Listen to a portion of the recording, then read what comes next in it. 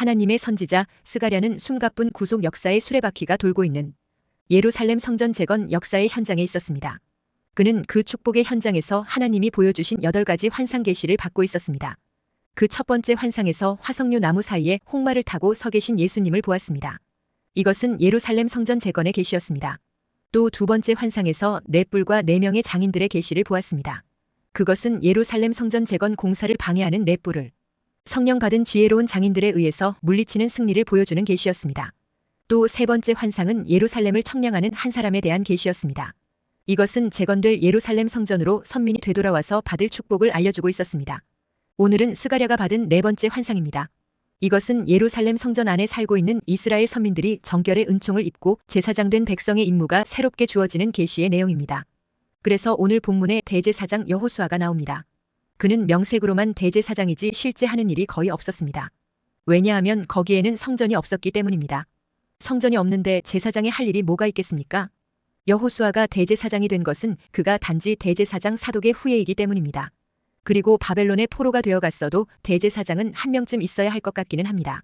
그러나 그는 무슨 제사를 드리거나 혹은 백성들의 죄를 대신 지고 하나님 앞에서 대속제사를 드리거나 혹은 죄를 지은 이스라엘 백성들의 죄가 용서받은 것을 선포하는 대제사장은 아니었습니다. 바벨론에는 성전이 없었기 때문에 대제사장 직분을 제대로 수행할 수 없었던 것입니다. 그래서 대제사장 여호수아는 유다 백성들에게 거의 상징적인 존재일 뿐이었습니다. 그리고 포로 귀환 후 성전이 재건된 다구에도 어떤 역할을 감당해야 될지 모호한 상태였습니다.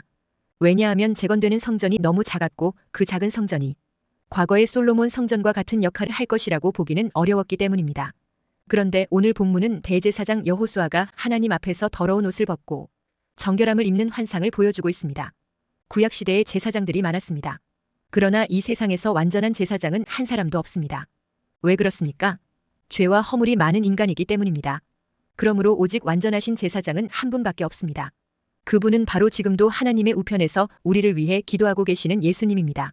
예수님이 제사장으로서 완전하시다는 것은 우리의 죄악을 온전히 제거하여 하나님 앞에 서게 하고 우리의 죄 문제를 아버지 하나님께 아뢰어 해결해 주시기 때문입니다. 그리고 또 온전한 은혜와 평강을 누리게 하실 수 있기 때문인 것입니다. 본문 9절과 10절에도 나오듯이 예수님은 이 땅의 죄악을 하루에 제거하시고 각각 포도나무와 무화과나무 아래 초청하듯 평화의 시대를 만드실 수 있는 분이십니다. 그러므로 혹시 죄악으로 번민이 되고 진정으로 마음의 평안이 없다면 오늘 말씀을 통해 영의 문제가 해결받는 시간이 되시기 바랍니다.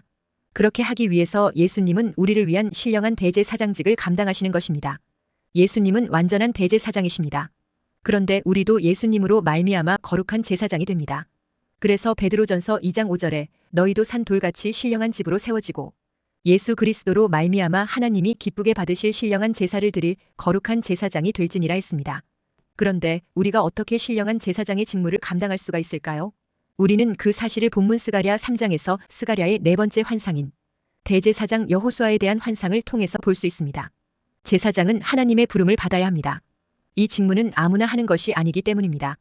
하나님으로부터 부름을 받고 예물과 제사를 드리기 위해서 세움을 입은 자가 되어야 제사장이 됩니다. 하나님께 제사를 드리기 위해서는 모든 것이 정결해야 합니다. 제사를 받으실 분이 정결한 분이기 때문에 그렇습니다. 우리가 아론처럼 부름받은 자라는 믿음을 가졌다면 우리는 스스로 정결하기 위해 힘써야 합니다. 왜냐하니까 정결하지 못하면 하나님으로부터 쓰임 받지를 못하기 때문입니다. 하나님의 선한 도구로 쓰임 받기 위해서는 정결해야 합니다. 대제사장 아론은 그리스도의 모형입니다. 그래서 아론의 사역은 예수 그리스도에게서 완성되었습니다. 히브리서 4장 14절 15절에 그러므로 우리에게 큰 대제사장이 계시니 승천하신 이곳 하나님의 아들 예수시라. 우리가 믿는 도리를 굳게 잡을지어다. 우리에게 있는 대제사장은 우리의 연약함을 동정하지 못하실 이가 아니요 모든 일에 우리와 똑같이 시험을 받으신 이로되 죄는 없으시니라 했습니다. 아론은 죽었습니다. 그래서 아론 반열의 제사장은 죽음으로 후손에게 제사장직이 이어나갔습니다. 그러나 예수님은 아론과 같이 죽은 자가 아닙니다. 그리고 예수님은 아론 반열이 아니라 멜기세덱의 반열을 따른 영원한 대제사장이십니다.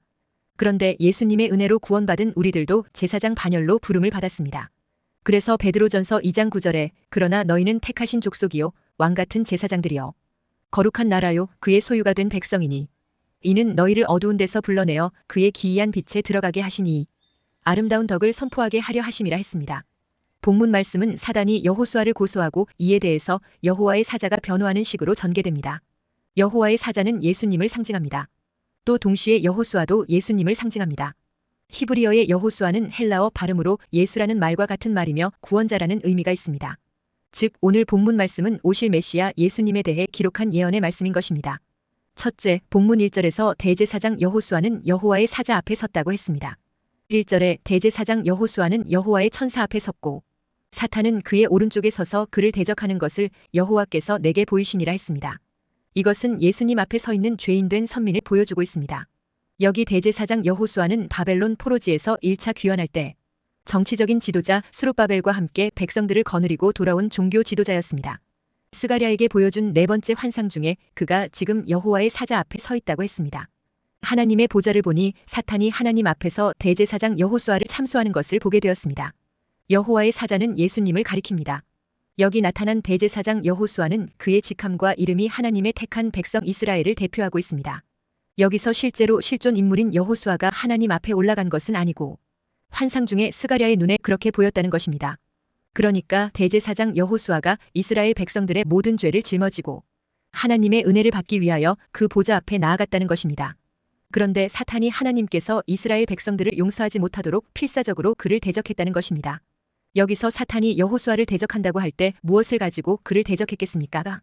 아마도 아직 하나님의 백성들이 정신을 차리지 못하고 죄를 짓고 있기 때문에 용서해서는 안 된다든지 혹은 아직 성전이 완공되지 않았는데 무슨 근거로 이들의 죄를 용서할 수 있느냐라는 식의 공격이었을 것입니다. 사탄이 도대체 어떤 존재이기에 무슨 자격으로 하나님의 보좌 앞에서까지 가서 하나님의 백성들을 대항하며 은혜를 막는 것일까요? 원래 사탄이라는 이름 자체는 대적한다는 동사에서 나왔습니다. 사탄이라는 존재는 우리가 하나님 앞에 나아가서 우리 죄를 용서받는 것을 방해하는 세력입니다. 우리만 막는 것이 아니라 하나님께서 우리에게 은혜를 주시지 못하도록 하나님께 참소하고 항의하는 일을 하는 것입니다. 그러면 하나님께서 이런 사탄의 대적을 허용하시는 이유가 무엇입니까? 그것은 하나님께서 그만큼 바른 방법으로 그 백성들을 축복하시고 은혜를 주시기를 원하시기 때문입니다. 하나님께서는 얼마든지 사탄을 제압해서라도 자기 백성들에게 축복을 주실 수 있습니다. 그러나 하나님께서는 그렇게 하시지 않으십니다. 왜 그렇습니까? 그것은 자기 백성들에게 은혜를 주시되 떳떳하게 주시고자 하시는 것입니다. 사탄이 아무리 트집을 잡고 아무리 방해를 해도 자기 백성들에게 당당하게 축복하시기 위해 사탄의 참소를 허용하시는 것입니다. 하나님은 우리에게 몰래 용돈 주시듯이 은혜를 주시지 않습니다. 사탄까지 동원해서 우리들이 은혜를 받지 못할 이유가 있다면 다 이야기하게 하고 공명정대하게 공개적으로 모두가 보는 앞에서 그 백성들의 죄를 용서하시고 은혜를 베풀어 주시는 것입니다. 그런데 불행하게도 예수님을 상징하는 여호와의 사자 앞에 서 있는 여호수아의 모습은 부정했습니다. 즉 죄인이었습니다. 그래서 이사야 64장 6절에 무릇 우리는 다 부정한 자 같아서 우리의 의는 다 더러운 옷 같으며 우리는 다 잎사귀같이 시들므로 우리의 죄악이 바람같이 우리를 몰아가나이다 했습니다. 그러니까 유다 백성들은 바벨론 포로지 곧 불꽃 속에 있을 때 죄인이었고 지금 예루살렘으로 돌아와 성전을 재건하고 있는 중에도 죄인이라는 것입니다. 그 죄인된 그의 실존을 가리켜 2절에 불에서 꺼낸 그슬린 나무 같다고 했습니다. 이 말은 선민 이스라엘이 불꽃같이 타오르던 저 바벨론 포로지의 환난 속에서 이제 막 되돌아온 이스라엘의 참상을 묘사하는 말입니다.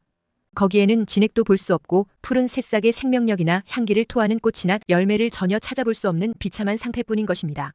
이런 이스라엘의 상태를 이사야 7장 4절에서는 연기 나는 부직갱이라고 했고 아모스 4장 11절에서는 불붙는 가운데서 빼낸 나무 조각 같다고 했습니다.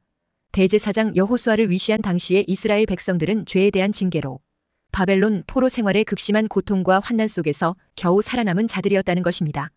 바벨론 포로의 환란의 불꽃 가운데서 불타 없어지지 않고 그 환란에 불붙는 가운데서 빼냄을 받은 그슬린 나무와 같다는 것입니다. 이것은 모두 이스라엘 백성들의 불결한 영적 죄악의 참상을 상징하고 있습니다. 둘째, 하나님은 제사장 여호수아의 더러운 죄악의 옷을 벗기시고 정결하고 아름다운 옷을 입혀주십니다. 4절에 여호와께서 자기 앞에 선자들에게 명령하사 그 더러운 옷을 벗기라 하시고 또 여호수아에게 이르시되 내가 내 죄악을 제거하여 버렸으니 내게 아름다운 옷을 입히리라 했습니다. 스가랴는 하나님 앞에서 놀라운 환상을 계속해서 보는 가운데 네 번째로 하나님의 종 여호수아가 하나님의 사자 앞에 더러운 옷을 입고 서 있는 모습을 봅니다. 이것은 여호수아가 이스라엘 백성의 죄를 대신 짊어지는 모습을 의미합니다. 그러나 이제 하나님께서 그 죄를 사하고 새롭게 하여 사명 감당하게 하시는 것입니다. 제사장이 제사장직을 잘 감당하려면 바른 믿음과 함께 거룩해져야 합니다. 그래서 구약에서 대제사장은 절기가 시작되기 7일 전에 자기 집을 떠나 성전의 한 방에 머물면서 자기를 정결하게 합니다. 속죄일이 되면 목욕을 하고 하얀 세마포로 된 옷을 갈아입고 공식적인 속죄의식을 집행했습니다. 이처럼 여호와께서 천사에게 명하여 대제사장 여호수아의 더러운 옷을 벗기고 깨끗하고 아름다운 옷으로 갈아입히라고 하십니다. 무슨 말입니까? 거룩하지 않으면 제사장직을 감당할 수 없다는 것입니다. 즉 보혈로 말미암아 거룩해야 합니다. 그래야 하나님께 나아가 예배할 수 있고 교제할 수 있습니다. 구약에서 제사장이 되려면 반드시 하나님이 정하신 자격을 갖추어야 합니다. 먼저 제사장이 되려면 레위인이어야 합니다. 12지파 중 레위인만이 제사장 반열에 들어갈 수가 있습니다. 신명기 21장 5절에 레위 자손 제사장들도 그리로 갈지니 그들은 내 하나님 여호와께서 택하사 자기를 섬기게 하시며 또 여호와의 이름으로 축복하게 하신 자라 모든 소송과 모든 투쟁이 그들의 말대로 판결될 것이니라 했습니다. 또한 제사장이 되려면 레위인이라도 육체에 흠이 없어야 합니다. 레위기 21장 18절에서 21절에 누구든지 흠이 있는 자는 가까이 하지 못할지니 곧 맹인이나 다리 저는 자나 코가 불완전한 자나 지체가 더한 자나 발 부러진 자나 손 부러진 자나 등 굽은 자나 키 못 자란 자나 눈에 백막이 있는 자나 습진이나 버짐이 있는 자나 고안 상한 자나 제사장 아론의 자손 중에 흠이 있는 자는 나와 여호와께 화제를 드리지 못할지니 그는 흠이 있은즉 나와서 그의 하나님께 음식을 드리지 못하느니라 했습니다. 육체가 부자연스러우면 하나님의 일에 덕이 되지 않기 때문입니다. 그래서 정상인 중에서 제사장 임무를 담당하게 하신 것입니다. 또한 제사장은 몸을 정결하게 유지해야 합니다. 그러므로 몸을 더럽히거나 시체를 가까이 해서는 안 되는 것입니다. 심지어는 부모의 시체까지도 가까이 하지 말라 했습니다. 레위기 21장 11절에 어떤 시체에든지 가까이 하지 말지니 그의 부모로 말미암아서도 더러워지게 하지 말며 했습니다. 그리고 또한 제사장은 처녀와만 결혼을 해야 합니다. 그것도 자기 민족의 처녀에게만 해당이 됩니다. 과부나 이혼녀나 창녀는 금했습니다. 레위기 21장 13절 14절에 그는 처녀를 데려다가 아내를 삼을지니 과부나 이혼당한 여자나 창녀 짓을 하는 더러운 여인을 취하지 말고 자기 백성 중에서 처녀를 취하여 아내를 삼아 했습니다. 그만큼 하나님을 섬기는 제사장은 정결하고 거룩해야 합니다. 그러므로 제사장은 하나님께 나아갈 때 반드시 보혈에 대한 믿음을 가지고 나아가야 합니다. 그래서 만약 제사장이 하나님 앞에 피 없이 나아가면 죽습니다.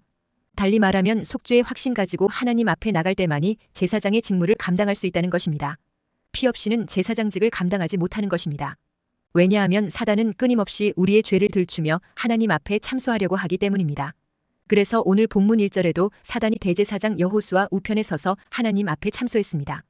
1절에 대제사장 여호수아는 여호와의 천사 앞에 섰고 사탄은 그의 오른쪽에 서서 그를 대적하는 것을 여호와께서 내게 보이시니라 했습니다. 사단은 대적자라는 뜻으로 우리의 온갖 죄악을 고자질하며 참소하는 자입니다. 그런데 여호수아 우편에 있었다는 것은 그 참소가 강했다는 것을 암시합니다.